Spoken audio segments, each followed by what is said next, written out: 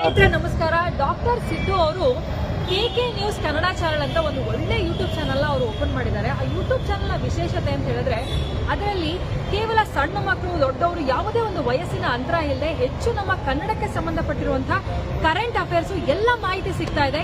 ದಯವಿಟ್ಟು ಹೆಚ್ಚಿನ ಸಂಖ್ಯೆಯಲ್ಲಿ, ಅದರಲ್ಲೂ ನನ್ನ ಯುವ ಸ್ನೇಹಿತರು ಹೆಚ್ಚಿನ ಸಂಖ್ಯೆಯಲ್ಲಿ ಯೂಟ್ಯೂಬ್ ಚಾನಲ್ನ ಸಬ್ಸ್ಕ್ರೈಬ್ ಆಗಿ ಫಾಲೋ ಮಾಡಿ ಹೆಚ್ಚು ಕನ್ನಡ ಪರ ಜ್ಞಾನವನ್ನ ಬೆಳೆಸ್ಕೊಳ್ಳಿ ಅಂತ ಹೇಳೋದಕ್ಕೆ ಇಷ್ಟಪಡ್ತೀನಿ. ನಾನು ನಿಮ್ಮ ನಿರೂಪಕಿ ಸವಿ ಪ್ರಕಾಶ್.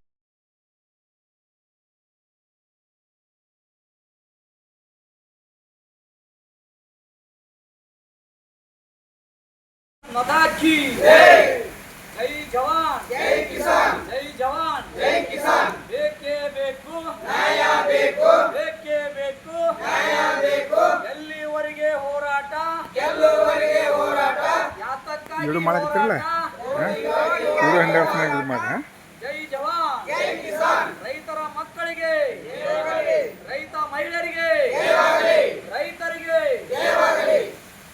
ಇವತ್ತಿನ ದಿನ ಮೊಟ್ಟ ಮೊದಲಿಗೆ ಅಣ್ಣ ಬಸವಣ್ಣನ ಪಾದಕ್ಕೆ ಮನೆ ಮನೆಯುತ್ತಾ, ಅದೇ ರೀತಿಯಾಗಿ ದೇಶಕ್ಕೆ ಅನ್ನವನ್ನು ಹಾಕುತ್ತಿರುವಂಥ ಅನ್ನದಾತರ ಪಾದ ಪದ್ಮಗಳಿಗೆ ಹಣೆ ಮಣಿಯುತ್ತಾ, ಅದೇ ರೀತಿಯಾಗಿ ಬುದ್ಧ ಬಸವ ಡಾಕ್ಟರ್ ಬಾಬಾ ಸಾಹೇಬ್ ಅಂಬೇಡ್ಕರ್ ಅವರ ಪಾದ ಪದ್ಮಗಳಿಗೆ ಹಣೆ ಮಣಿಯುತ್ತಾ, ಇವತ್ತಿನ ದಿನ ನಮ್ಮ ಗ್ರಾಮದ ಹಿರಿಯರು ಮತ್ತು ಅಖಂಡ ಕರ್ನಾಟಕ ಜಿಲ್ಲಾ ರೈತ ಸಂಘದ ಯುವಕರ ವತಿಯಿಂದ ಬಸವನ ಬಾಗೇವಾಡಿ ತಾಲೂಕಿನಲ್ಲಿರುವಂಥ ಸಹಾಯಕ ಕಾರ್ಯನಿರ್ವಾಹಕ ಅಭಿಯಂತರ ಕಚೇರಿಗೆ ಯಾಕೆ ಬಂದಿದ್ದೇವೆ ಅಂದರೆ, ಸುಮಾರು 10-15 ವರ್ಷಗಳ ಹಿಂದುಗಡೆ ಕಾನಾಳ್ ಟು ಸಂಕನಾಳ್ ರಸ್ತೆಯನ್ನು, ಹುಣಸ್ಯಾಳ ರಸ್ತೆಯನ್ನು ದುರಸ್ತಿಯನ್ನು ಮಾಡಲಾಗಿತ್ತು.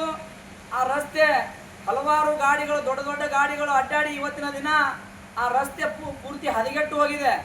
ಯಾಕೆ ಹದಗೆಟ್ಟು ಹೋಗೈತಿ ಅಂದ್ರೆ, ಮೊದಲು ಮಾಡಿದಂಥ ಗುತ್ತಿಗೆದಾರರು ಸರಿಯಾದ ರೀತಿಯಲ್ಲಿ ಕೆಲಸ ಮಾಡಿಲ್ಲ, ಸರಿಯಾಗಿ ರೋಡನ್ನು ರಿಪೇರಿ ಮಾಡಿಲ್ಲ, ಅದಕ್ಕೆ ರೋಡ್ ಹದಗೆಟ್ಟು ಹೋಗೈತಿ. ಇವತ್ತಿನ ದಿನ ನಮ್ಮ ರೈತರು ಮತ್ತು ರೈತ ಮಹಿಳೆಯರು ಗರ್ಭಿಣಿಯರನ್ನ ತಾಲೂಕು ಆಸ್ಪತ್ರೆಗೆ ತೆಗೆದುಕೊಂಡು ಬರಬೇಕಾದ್ರೆ ನಡು ರಸ್ತೆಯಲ್ಲಿ ಹೆರಿಗೆ ಆದ ಘಟನೆಗಳು ಹಲವಾರು ಉಂಟು. ಮತ್ತು ಎಷ್ಟೋ ಮಕ್ಕಳು, ಶಿಶು ಮಕ್ಕಳು ಹತ್ಯೆ ಆಗಿದ್ದು ಉಂಟು, ಗರ್ಭದಲ್ಲಿ ಹತ್ಯೆ ಆಗಿದ್ದು ಉಂಟು. ಮತ್ತು ರೈತರು, ಹಿರಿಯರು, ಯುವಕರು ಸೈಕಲ್ ದ್ವಿಚಕ್ರ ವಾಹನಗಳಲ್ಲಿ ಬರ್ತಿರ್ಬೇಕಾದ್ರೆ ಎಲ್ಲೋ ಕಂಟಿಯಲ್ಲಿ ಬಿದ್ದು, ಗಾಡಿಯಲ್ಲಿ ಕುಣಿಚಿಗಳಿಗೆ ಹಾದು ಸೈಕಲ್ ಮೋಟರ್ಗಳು ಮುರವಟ್ಟಿ ಆಗ್ಯಾವು. ಎಷ್ಟೋ ರೈತರ ಕೈಕಾಲುಗಳು ಮುರ್ಕೊಂಡು ಹೋಗ್ಯಾವು. ಮತ್ತು ಇನ್ನು ಶಾಲೆಗೆ ಹೊಲದಲ್ಲಿ ಇರುವಂಥ ರೈತರ ಮಕ್ಕಳು, ಹೆಣ್ಣು ಮಕ್ಕಳು ಮತ್ತು ಗಂಡು ಮಕ್ಕಳು ಶಾಲೆಗೆ ಹೋಗ್ಬೇಕಾದ್ರೆ ಸೈಕಲ್ಗಳನ್ನು ತೊಗೊಂಡು ಹೋಗ್ತಾರೆ ಅಲ್ಲಿ. ಯಾಕಂದ್ರೆ ಬಸ್ಸಿನ ಸೌಕರ್ಯ ಇರೋದಿಲ್ಲ, ಅದಕ್ಕೆ ಸೈಕಲ್ಗಳು ತೊಗೊಂಡು ಹೋಗ್ಬೇಕಾದ್ರೆ ಸೈಕಲ್ಗಳು ಮುರಿದಾವು. ಶಾಲೆ ಮಕ್ಕಳು ಕೂಡ ಕೈಕಾಲು ಮುರ್ಕೊಂಡಾರ. ಇಂಥ ರಸ್ತೆಯಲ್ಲಿ ನಾವು ಓಡಾಡಬೇಕಾಗೈತೆ ಎಲ್ಲ ರೈತರು. ಅದಕ್ಕೆ ಬೇಗನೆ ಈ ಅಧಿಕಾರಿಗಳು ನಮ್ಮ ಈ ಮನವಿಗೆ ಸ್ಪಂದನೆ ಮಾಡಿ ಬೇಗನೆ ಈ ರಸ್ತೆಯ ಕಾಮಗಾರಿಯನ್ನು, ದುರಸ್ತಿಯನ್ನು ಮಾಡದೆ ಹೋದಲ್ಲಿ ಮುಂದಿನ ದಿನಮಾನಗಳಲ್ಲಿ ಇವತ್ತೇನಿಲ್ಲಿ ಬಂದಾರ ರೈತರು, ಒಬ್ಬೊಬ್ಬ ರೈತರು ಮುಖಂಡರು ಬಂದಾರ ಇಲ್ಲಿ. ಇವ್ರ ಹಿಂದ್ಗಡೆ 100 ರೈತರ ತರಾಟು ತಾಕತ್ತಿರುವಂತ ರೈತರು ಬಂದಾರ, ಇಲ್ಲಿ ಯುವಕರು ಬಂದಾರ. ಅದಕ್ಕೆ ಮುಂದಿನ ದಿನಮಾನಗಳಲ್ಲಿ ಬೇಗನೆ ಈ ರಸ್ತೆ ಕಾಮಗಾರಿಯನ್ನು ದುರಸ್ತಿ ಮಾಡಿಲ್ಲ ಅಂದ್ರೆ ಮುಂದಿನ ದಿನಮಾನಗಳಲ್ಲಿ ಉಗ್ರವಾದ ಹೋರಾಟವನ್ನು ಇದೇ ಆಫೀಸ್ ಮುಂದ್ಗಡೆ ಮಾಡಬೇಕಾಗುತ್ತದೆ. ಮತ್ತು ಆ ಉಗ್ರವಾದ ಹೋರಾಟಕ್ಕೆ ಮಣಿಯಲಿಲ್ಲ ಅಂದ್ರೆ ಉಪವಾಸ ಸತ್ಯಾಗ್ರಹ ಕೂಡ ಮಾಡಬೇಕಾಗುತ್ತದೆ ಅಂತ ಎಚ್ಚರಿಕೆಯನ್ನು ಹೇಳ್ತಾ ಇದ್ದೀನಿ ಮತ್ತು ವಿನಂತಿಯನ್ನು ಮಾಡ್ಕೋಕತ್ತೀನಿ ಅಧಿಕಾರಿಗಳಿಗೆ. ಅದಕ್ಕೆ ಈ 2 ಮಾತುಗಳನ್ನು ಹೇಳುತ್ತಾ, ನನಗೆ ಇಷ್ಟೊತ್ತನ ಇಲ್ಲಿ ಮಾತನಾಡಲು ಅವಕಾಶ ಕೊಟ್ಟಂತ ಎಲ್ಲ ನನ್ನ ರೈತ ಬಾಂಧವರಿಗೆ ಮತ್ತು ಊರಿನ ಗಣ್ಯಮಾನ್ಯರಿಗೆ ಧನ್ಯವಾದ ತಿಳಿಸುತ್ತಾ ನನ್ನ ಮಾತಿಗೆ ವಿರಾಮವನ್ನು ಕೊಡ್ತಾ ಇದ್ದೇನೆ. ಜೈ ಜವಾನ್ ಜೈ ಕಿಸಾನ್.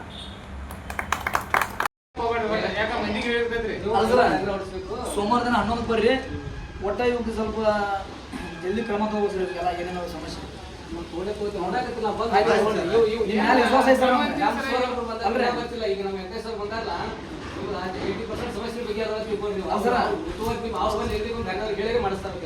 ಸರ್. ಒಟ್ಟು ನಿಮ್ಮ ಮೇಲೆ ವಿಶ್ವಾಸ ಐತೆ.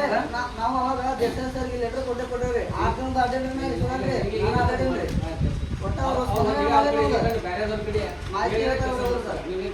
ಆಯ್ತು ಆಯ್ತು ಸರ್ ಆಯ್ತು. ಈಗ ಒಂದು ಅರ್ಜೆಂಟ್ ಅನುದಾನ ಇರಲಿಕ್ಕಂದ್ರೆ ಬೇರೆ ಹೇಳ್ತೀನಿ ಮಾಡಿಸ್ಕೊಡ್ತಾರೆ. ನೀವು ಸಣ್ಣ ಪುಟ್ಟ ಹತ್ರ ಇಲ್ಲೇ ಮಾಡ್ತೀವಿ, ಪಂಚಾಯತ್ ಮಾಡ್ತೀವಿ. ಸಣ್ಣ ಪುಟ್ಟ ಏನಿಲ್ಲ. ಈಗ ನೀರ ಬೀದಿ ದೀಪ ಚರಂಡಿ ದೀಪ ಚರಂಡಿ ಇವೆಲ್ಲ ಏನು ಮಾಡಿದ್ರು ಪಂಚಾಯತ್